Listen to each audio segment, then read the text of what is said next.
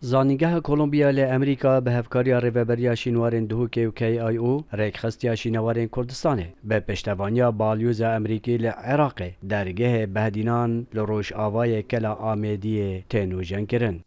هذا المشروع الترميم Me di 2019 dest bi projeya nûjenkirina dergehên Musul ya li Amediyê kirin û ev 3 salin em serdixebitin. Lê ji ber pêvajoya vîrusa korona karê me hat paşxistin û hêdîrê veçû. Me havîna borî ji nû ve dest bi xebatên xwe kir. Venekirin, belgekirin û tomarkirin. Ji bo van lêkolînên ser hemî dergehan yên gav bi gav dem pêwîst dike.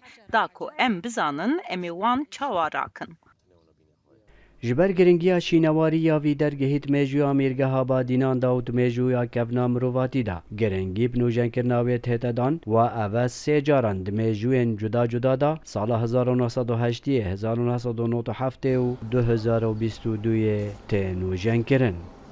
و ام کلی درگه میسله وکی دیورج وان نقشه برن وی درگهی کو دیرو کوی گلکو کفناره هندک شو نقشه برا زفرن بو پیز زاینه تقریبا 200 سال پیز زاینه هندک دی زفرن بو سردم ایمارا بادینان یا حکم دارید کر الامیدیه اف شینورنه گلک دگمنن و دیرو که و دوره دنه نیاسین و حتی نو کجی ید بو ماماین و گرنگه که مزمه های بو شهرستانیت کردستانی سر رای هنده هشتا چوه کلینت ارکیولوژی درست نهاتی نکرن الآمیدیه دام بشین چرخین دیروکی اف واجرات دابوری بزانین ام وکو ریوبریا شینوارت پارێزگا دو که شروع لمل وی پروژه اوا چاودێری کردن و سرپرستی کاروی پروژه یعنی جان کنه همین قوناغ و دبل نگال